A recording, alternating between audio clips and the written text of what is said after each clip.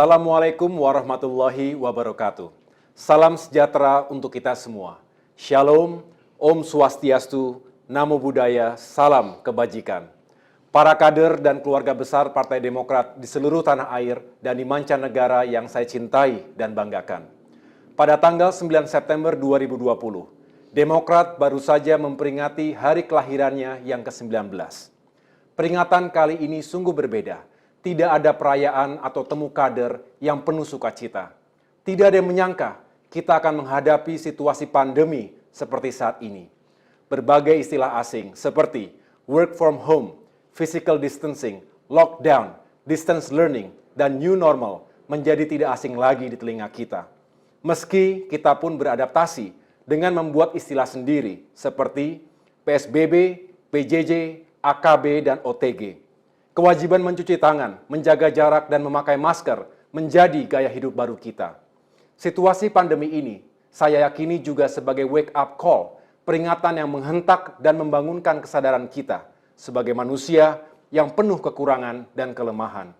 Selama ini, kita larut dalam kencangnya arus perkembangan informasi dan teknologi, terlalu sibuk dengan kompetisi global yang tiada akhir. Bahkan, ada kalangan yang beranggapan bahwa dengan kemajuan teknologi, manusia bisa berbuat apa saja. Sadar atau tidak, semua itu membuat kita jumawa dan takabur, seolah menjadi penguasa dalam kehidupan ini.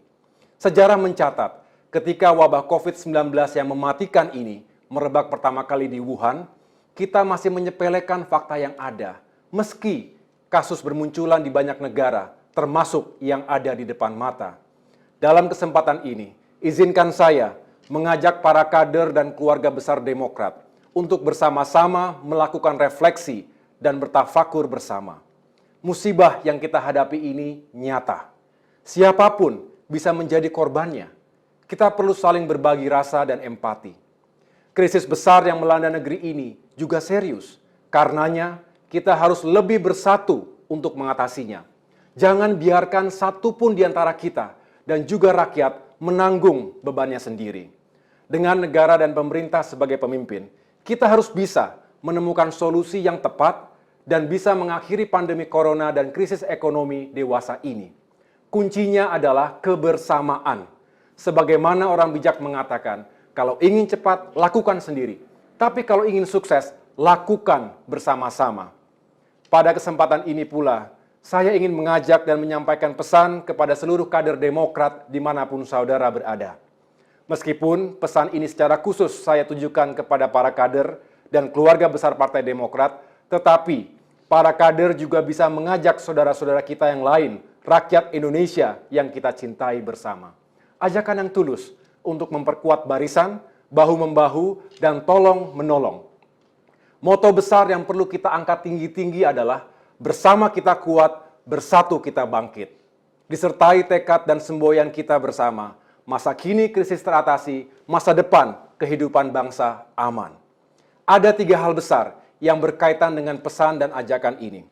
Pertama, dalam mengatasi krisis besar saat ini, pilihan yang kita ambil adalah menyelamatkan hidup manusia dan memulihkan ekonomi sebagai satu kesatuan yang utuh. Jangan dipisah-pisahkan. Dengan strategi, kebijakan, dan tindakan yang tepat, keduanya dapat dilakukan. Kedua, dalam mengatasi pandemi COVID-19 dan krisis ekonomi ini, tentu kita pilih kebijakan dan tindakan yang tepat, yang benar-benar bisa mendatangkan keberhasilan. Namun, bersama dengan itu, perlu kita cegah terjadinya hal-hal yang mengancam keberlangsungan kehidupan bangsa yang baik di masa depan. Kita harus bisa mengatasi masalah saat ini tanpa menimbulkan masalah di kemudian hari. Sedangkan yang ketiga, kita merasakan kurangnya kerukunan dan kebersamaan di antara sesama komponen bangsa, termasuk ketika kita sedang menghadapi krisis saat ini. Polarisasi politik yang tajam masih kita rasakan. Masih terasa pula sikap kawan dan lawan dalam kehidupan sosial kita. Karenanya, sungguh sangat perlu untuk meneguhkan komitmen persatuan seluruh komponen bangsa guna menghadapi tantangan ke depan. Saudara-saudara, hari ini berdasarkan data WHO, jumlah kasus COVID-19 di seluruh dunia mencapai lebih dari 31 juta dengan angka kematian mendekati 1 juta jiwa. Sementara di Indonesia, berdasarkan data Kementerian Kesehatan, terdapat lebih dari 250.000 kasus dengan angka kematian mendekati 10.000 jiwa. Angka ini masih terus bertambah, sedangkan vaksin yang teruji belum juga kita temukan. Tentu, kami turut berduka cita sedalam-dalamnya. Semoga para korban diterima di sisi Allah Subhanahu wa Ta'ala, Tuhan yang Maha Kuasa, dan semoga keluarga yang ditinggalkan diberikan kekuatan dan ketabahan. Secara pribadi, saya bisa merasakan betapa dalamnya kesedihan dan kehilangan jika orang yang sangat kita cintai berpulang ke rahmatullah.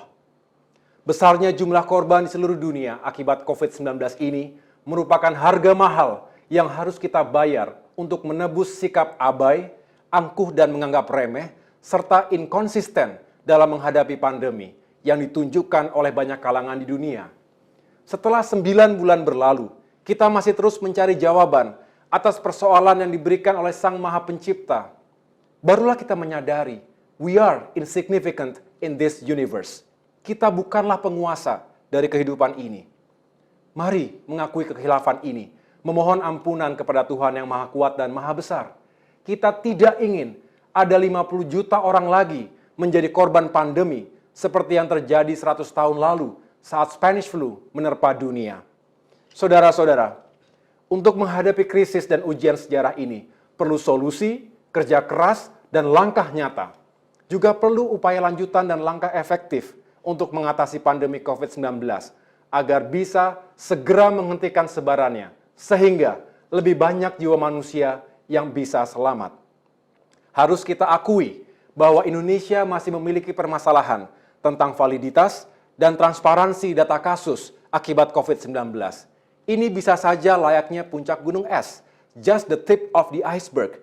Hal ini tercermin dari jumlah kasus positif yang ditemukan per jumlah tes di Indonesia yang masih 14%. Angka ini masih jauh di atas standar WHO sebesar 5%. Juga, tingkat kemampuan tes kita masih rendah dan tidak merata. Agar pemerintah makin berhasil, perlu kebijakan dan tindakan testing secara lebih masif. Kebijakan testing lengkap itu meliputi testing, tracing, treating, isolating, and containing. Kebijakan testing secara masif ini sangat mungkin meningkatkan angka kasus positif COVID-19 di masyarakat.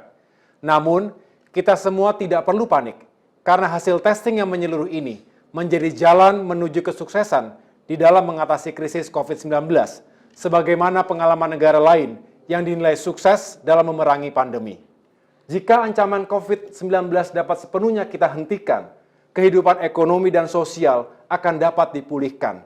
Jika ini terjadi, rakyat Indonesia akan kembali memiliki harapan dan keyakinan bahwa masa depannya tidak gelap. Para kader Partai Demokrat di seluruh tanah air yang saya cintai, dampak langsung dari krisis kesehatan ini telah membuat ekonomi kita terpukul. Terjadi penurunan pertumbuhan ekonomi sekitar 8%, dari yang semula 2,97% di kuartal pertama menjadi minus 5,32% di kuartal kedua. Sementara pada kuartal 3 ini, kemungkinan besar pertumbuhan ekonomi masih negatif. Ini berarti kita berada di tepi jurang resesi. Hampir semua sektor utama yang berkontribusi besar terhadap produk domestik bruto mengalami kontraksi, seperti sektor industri, perdagangan, konstruksi, pertambangan, dan sektor lainnya. Ini semua berdampak langsung pada meningkatnya angka pengangguran. Diprediksi terjadi gelombang pengangguran baru sebesar 5 juta jiwa, menambah angka pengangguran hingga 12,7 juta jiwa. Situasi ini juga akan berimplikasi pada meningkatnya angka kemiskinan dan juga ketimpangan sosial di tengah masyarakat kita. Saya ingin mengingatkan sebuah fakta sejarah 12 tahun lalu. Meski ada perbedaan dari segi penyebab krisisnya, di mana krisis tahun 2008 terjadi akibat financial crash di Amerika Serikat. Sedangkan krisis saat ini disebabkan oleh COVID-19 di Tiongkok. Tetapi keduanya memiliki dampak yang sama, yakni terjadinya krisis ekonomi global. Alhamdulillah saat itu, krisis ekonomi global tersebut tidak sampai melumpuhkan ekonomi Indonesia dan menyengsarakan kehidupan rakyat kita. di bawah kepemimpinan Presiden SBY dan Partai Demokrat sebagai the ruling party, kita bersama-sama bisa keluar dari krisis itu. Saya meyakini keluarnya Indonesia dari krisis ekonomi global tahun 2008 adalah karena bersatunya kita untuk mengatasi krisis itu bersama-sama. Ada kesatuan komando dan kerjasama yang baik mulai dari pemerintah pusat, pemerintah daerah, para ekonom, para pelaku dunia usaha, baik besar maupun kalangan UMKM, serta dukungan seluruh masyarakat. Melalui keep buying strategy, kita bisa menahan jatuh bebasnya demand, sehingga bisnis tetap bisa bergerak. Golongan miskin dan kurang mampu dibantu melalui BLT, bantuan langsung tunai, sehingga masih bisa memenuhi kebutuhan sehari-harinya. Dunia usaha juga dibantu untuk mencegah gelombang PHK besar-besaran. Kebijakan stimulus fiskal juga mampu menjaga kepercayaan pasar di Indonesia. Saya yakin bahwa sekarang pun kita bisa melakukan hal yang sama. Untuk itu, guna mengatasi tekanan ekonomi akibat pandemi ini, diperlukan upaya yang konseptual, sistematis, dan nyata untuk memulihkan perekonomian kita. Kelumpuhan ekonomi yang kita rasakan hari ini harus segera dihidupkan kembali agar ancaman resesi yang dalam dan berkepanjangan dapat dicegah. Pertumbuhan dapat ditingkatkan lagi, lapangan pekerjaan dapat diciptakan lebih banyak, kemiskinan dapat dicegah untuk tidak makin memburuk, serta dunia usaha termasuk UMKM dapat digerakkan kembali. Saudara-saudara, selain memberikan tekanan terhadap dunia usaha, pandemi ini juga berdampak terhadap kehidupan masyarakat. Karena itu, masyarakat yang tengah mengalami kesulitan hidup yang serius wajib mendapatkan bantuan dari negara, pemerintah, dan masyarakat yang lebih mampu. Bantuan ini meliputi bantuan untuk menjamin kelangsungan hidup rumah tangga yang mengalami kesulitan karena hilangnya mata pencaharian, serta bantuan nyata sebagai konsekuensi dilakukannya pembatasan sosial yang ketat, dan bantuan kepada rumah tangga agar lebih bisa memproteksi diri dari kemungkinan tertular COVID-19. Selain itu, kita juga perlu memperhatikan persoalan pendidikan yang mengancam kualitas generasi bangsa ke depan. Saat ini, anak-anak kita terpaksa harus menjalani proses pembelajaran jarak jauh atau PJJ yang membutuhkan jaringan internet dan perangkat digital yang memadai. Kita tahu, banyak masyarakat yang tidak memiliki kemampuan untuk menyediakan perangkat tersebut. Para kader dan keluarga besar Demokrat yang saya cintai, saya memahami tidak mudah untuk mengatasi persoalan COVID-19 ini. Tapi insya Allah, jika kita melakukannya bersama-sama, kita bisa mengatasinya lebih baik lagi. Selain itu, langkah-langkah untuk mengatasi krisis besar ini umumnya telah dilakukan pemerintah. Namun, melihat perkembangan situasi dan hasil nyata yang ada saat ini, upaya itu masih harus dilanjutkan dan ditingkatkan. Kami optimis, jika kita bersatu dan bekerja bersama dalam menghadapi pandemi ini, maka dua-duanya bisa kita selamatkan, baik manusianya maupun ekonominya. Jangan ada yang dikorbankan. Jangan sampai krisis ini menyengsarakan rakyat kita lebih dalam lagi. Untuk itu, saya mengajak seluruh kader Demokrat, bersama semua elemen bangsa dan masyarakat luas, untuk ikut menyukseskan berbagai upaya yang telah dilakukan oleh negara dan pemerintah hingga saat ini. Melihat besarnya krisis yang kita hadapi, disertai dengan pengalaman sejarah masa lalu, kita harus sadari bahwa tanpa kebersamaan dan dukungan semua elemen bangsa serta masyarakat luas, tidak mungkin krisis saat ini akan dapat kita atasi. Sebenarnya, sejak pertengahan Maret 2020, ketika Partai Demokrat memberikan 6 rekomendasi kepada pemerintah, kami sering mengingatkan, jangan gagal fokus. Jangan terlalu fokus pada asapnya, tetapi lupa memadamkan apinya. Yang saya maksud api adalah pandemi COVID-19, sedangkan asapnya adalah dampak ekonomi sosial yang menyertainya, termasuk pengangguran, kemiskinan, dan ketimpangan. Tetapi sekarang, setelah persoalan pandemi dan tekanan ekonomi sudah semakin kompleks, maka pilihan antara pembukaan aktivitas ekonomi dan upaya menekan penyebaran virus layaknya dua sisi mata uang. Wilayah yang termasuk zona hijau atau bebas COVID bisa dibuka aktivitas ekonominya dan kita jadikan penyangga ekonomi. Sementara wilayah yang masih termasuk zona kuning atau merah, kita harus tegakkan kedisiplinan semua pihak untuk menekan pandemi. Ekonomi dan kesehatan masyarakat kita selamatkan bersama-sama agar dampak yang ditimbulkan tidak semakin parah dan bersifat multidimensional.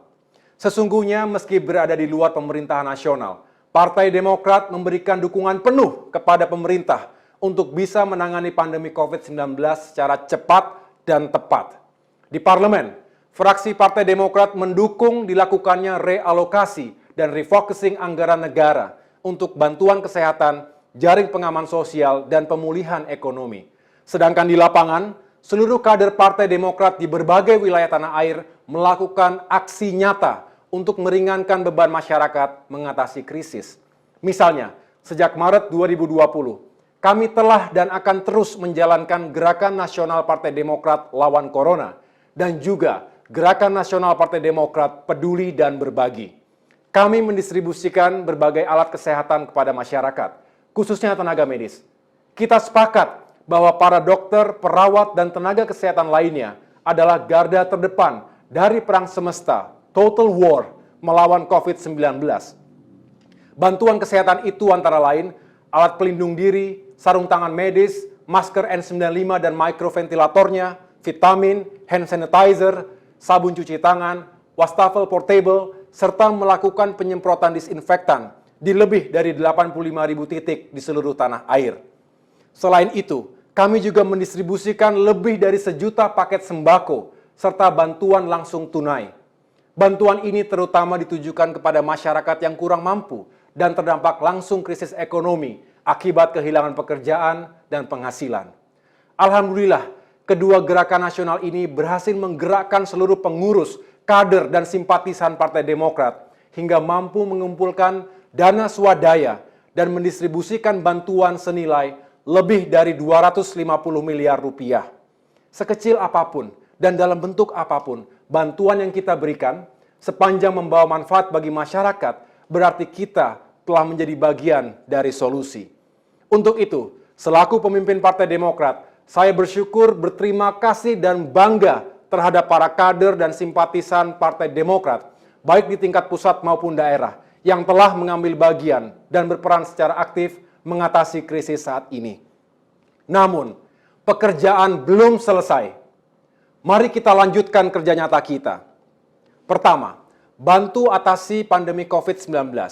Bagi kader Demokrat yang menjadi kepala daerah dan legislator, kawal kebijakan, program, dan anggaran, serta pendistribusian bantuan secara cepat dan tepat sasaran. Kita harus mengejar keterlambatan, testing, tracing, treating, isolating, and containing. Sementara bagi kader Demokrat lainnya, lanjutkan terus Gerakan Nasional Partai Demokrat Lawan Corona. Bukan hanya membagikan masker dan alat kesehatan, tetapi juga mampu menjadi contoh yang baik bagi masyarakat dalam menerapkan protokol kesehatan secara ketat. Untuk terus disiplin, menjaga jarak, mencuci tangan, dan memakai masker. Kedua, bantu pemulihan ekonomi. Kawal kebijakan penyelamatan dunia usaha. Jangan sampai dunia usaha ambruk, sehingga akan banyak PHK dan berdampak buruk pada kehidupan sosial. Selamatkan para pekerja informal, honorer, dan lepasan, serta pelaku UMKM yang berjumlah jutaan. Pada krisis ekonomi 1998 dan 2008, UMKM adalah salah satu kartu penyelamat ekonomi nasional. Tapi kini, UMKM yang berkontribusi 60% terhadap PDB justru yang paling terpukul.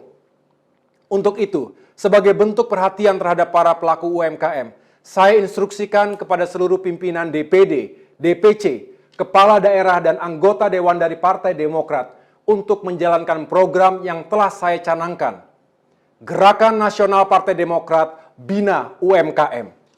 Jika setiap DPC membina dan mendampingi minimal 20 pelaku UMKM, termasuk pedagang kaki lima, maka paling tidak ada lebih dari 10.000 UMKM yang bisa kita bantu dan berdayakan di seluruh tanah air. Ketiga, bantu kesulitan rakyat di sekitar kita. Mari kita lanjutkan Gerakan Nasional Partai Demokrat Peduli dan Berbagi, sesuai dengan kapasitas dan kemampuan masing-masing. Kita juga perlu membantu pemerintah mempercepat pendistribusian dana bantuan sosial, termasuk skema bantuan langsung tunai, untuk mendongkrak daya beli masyarakat kita. Ini penting, Sebab kecepatan dan akurasi program ini akan sangat menentukan penyelamatan ekonomi negara.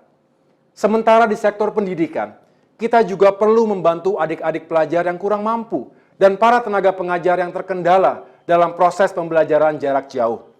Saya mengapresiasi inisiatif sejumlah kader yang telah menyediakan fasilitas Wi-Fi gratis di lingkungannya. Karena itu, saya mendorong kepada para pimpinan, kader dan simpatisan Demokrat di seluruh tanah air untuk berpartisipasi aktif dalam gerakan nasional Partai Demokrat Wi-Fi gratis di daerah masing-masing. Ikhtiar ini kita lakukan untuk mencegah terjadinya educational and generational catastrophe. Mari selamatkan pendidikan anak-anak kita, generasi muda kita, karena kualitas pendidikan mereka hari ini akan menentukan nasib dan masa depan bangsa kita. Para kader Demokrat yang saya cintai, berkaitan dengan 19 tahun kiprah dan pengabdian Partai Demokrat, saya ingin menyampaikan hal penting tentang masa depan Indonesia. Khususnya bagaimana bangsa ini, di satu sisi, bisa mengatasi krisis dan ujian sejarah dewasa ini, tetapi di sisi lain, tidak membahayakan kehidupannya di masa depan. Hal-hal yang membahayakan kehidupan bangsa di masa depan bisa terjadi jika kita alpa menjaga sendi-sendi kehidupan bernegara, menjunjung tinggi tegaknya konstitusi, mengawal kehidupan demokrasi, menegakkan hukum dan keadilan, serta menjaga persatuan dan kerukunan bangsa yang penuh dengan toleransi. Karenanya, marilah kita, baik negara, pemerintah, pelaku dunia usaha, media massa, dan masyarakat, saling ingat mengingatkan dan bekerja sama. Jangan sampai situasi krisis dan darurat saat ini tanpa disadari mendorong kita melakukan hal-hal yang justru mengancam kehidupan masyarakat berbangsa dan bernegara yang baik. Janganlah kita mengatasi masalah dengan cara menimbulkan masalah yang lain. Sebagai contoh, di tengah-tengah upaya kita mengatasi COVID-19, Partai Demokrat tegas menolak agenda-agenda politik yang justru menimbulkan kegaduhan politik dan mengganggu upaya pemerintah yang harus fokus mengatasi pandemi COVID-19. Kami memang menolak RUU HIP karena menimbulkan kontroversi yang tinggi dan bisa memecah belah persatuan bangsa. Partai Demokrat menjunjung tinggi Pancasila sebagai dasar negara yang telah dirumuskan oleh para pendiri Republik dan dicantumkan dalam konstitusi kita. Posisi kami kokoh, berada di garis politik moderat, menolak ditarik ke ekstrem kanan atau kiri. Partai Demokrat adalah partai tengah yang berlandaskan Pancasila dengan garis ideologi nasionalis religius. Kita juga harus mencegah penyimpangan dan kemunduran kualitas demokrasi, sebagaimana yang terjadi di sejumlah negara. Kebebasan sipil semakin rapuh, eksploitasi politik identitas membuat masyarakat terbelah. Independensi dan netralitas sebagian media juga semakin dipertanyakan. Ruang politik digital terasa lebih sesak akibat provokasi, hoax, kebohongan, dan ujaran kebencian yang melampaui batas. Dengan jujur, kita harus mengakui bahwa beberapa fenomena tersebut juga terjadi di Indonesia. Setiap warga negara memang memiliki hak untuk menyampaikan pendapat dan aspirasinya. Namun, hak tersebut harus digunakan secara bertanggung jawab. Di sisi lain, negara wajib mendengarkan suara rakyatnya, termasuk kritik dan pendapat yang berbeda. Jangan karena kita tidak tahan menghadapi kritik, lalu kebebasan sipil dibatasi, dan kualitas demokrasi kita korbankan. Kritik dari masyarakat adalah ekspresi kepedulian rakyat terhadap pemimpinnya, dan kecintaan rakyat terhadap negaranya. Rakyat ingin negara, pemerintah, dan para pemimpinnya sukses. Mari dengarkan suara rakyat. Jika pemerintah baik pusat maupun daerah mau mendengar rakyatnya, maka rakyat juga akan menghormati dan mencintai pemimpinnya. Saya ingin mengingatkan, demokrasi yang kita pilih dan rebut melalui gerakan reformasi tahun 1998 dan juga gerakan-gerakan rakyat lainnya sepanjang sejarah Indonesia tidak diperoleh dengan mudah. Perjuangannya membutuhkan pengorbanan, keringat, darah, air mata, dan bahkan taruhan nyawa dari para aktivis, mahasiswa, dan para pejuang demokrasi lainnya. Karena itu, perangkat dan instrumen demokrasi ini harus kita pastikan tetap berjalan sesuai tatanan. Ini penting agar demokrasi kita tidak berjalan pincang. Jangan justru mundur lagi ke belakang. Terlalu mahal harga yang harus kita bayar jika kita harus kembali lagi ke zaman sebelum reformasi. Kemudian, tatanan demokrasi yang baik juga menghendaki supremasi hukum. Hukum adalah panglima dalam kehidupan bernegara. Karena itu, demokrasi harus dijalankan di atas koridor hukum yang independen, netral, dan imparsial, bukan penegakan hukum yang mudah diintervensi, dipolitisasi, atau bahkan dimanipulasi. Karena itu, mari bersama-sama kita pastikan agar pedang keadilan tidak tumpul ke atas dan tajam ke bawah. No justice, no peace. Artinya, absennya keadilan akan berpotensi menimbulkan konflik dan perpecahan. Jalan demokrasi dan tegaknya keadilan adalah pilihan kita. Keluarga besar Partai Demokrat yang saya banggakan, di penghujung tahun 2020 ini, kita akan menyelenggarakan pemilihan kepala daerah secara langsung di 270 daerah, baik tingkat provinsi, kabupaten, maupun kota. Kita semua tentu sulit membayangkan betapa berbeda dan beratnya pilkada di masa pandemi ini dibandingkan dengan pilkada-pilkada sebelumnya. Di satu sisi, para calon kepala daerah harus menyapa rakyat. Namun di sisi lain, harus menjaga jarak. Demi keselamatan kita semua, saya instruksikan kepada para calon kepala daerah dari Partai Demokrat untuk menjalankan kampanye dengan menerapkan protokol COVID-19 secara ketat dan disiplin. Jangan sampai karena pilkada justru menciptakan klaster-klaster baru COVID-19 di berbagai daerah. Saya berharap materi kampanye pun difokuskan untuk menjelaskan kepada masyarakat solusi terbaik untuk krisis pandemi dan ekonomi di daerahnya. Selanjutnya, marilah kita berikhtiar dan berjuang sekuat tenaga dengan niat yang baik, tujuan yang baik, dan diperjuangkan dengan cara-cara yang baik agar para kandidat sukses dan bisa memenangkan hati, pikiran, dan suara rakyat. Berkompetisilah secara sportif dan beretika. Raihlah kemenangan tanpa harus mencabik-cabik fondasi kebangsaan. Jika Bapak dan Ibu terpilih, semoga bisa menjadi kepala daerah yang amanah, bekerja secara efektif, dan menghadirkan hal konkret kepada masyarakat. Jangan obral janji, tapi buktikan dengan kerja dan hasil yang nyata. Demokrat harus berkoalisi dengan rakyat. Serap dan dengarkan suara rakyat. Karena harapan rakyat, perjuangan Demokrat. Saudara-saudara, sebelum mengakhiri pesan saya ini, atas nama Partai Demokrat, kami mengucapkan terima kasih dan apresiasi yang setinggi-tingginya kepada para dokter, perawat, tenaga kesehatan, TNI Polri, dan seluruh komponen bangsa lainnya atas kerja keras, pengabdian, dan pengorbanan yang telah dilakukan dalam upaya mengatasi COVID-19. Insya Allah, Tuhan yang Maha Pengasih dan Maha Penyayang meridhoi setiap kebaikan yang kita niatkan dan amalkan. Indonesia harus segera bangkit dari keterpurukan dan kembali fokus pada kerja-kerja mewujudkan mimpi besar kita, Indonesia Emas 2045, yaitu Indonesia yang semakin aman dan damai, semakin adil dan sejahtera, serta semakin maju dan mendunia di satu abad kemerdekaan bangsa. Tetap optimis, terus bekerja keras, dan pantang menyerah. Dream big, work hard, and never give up.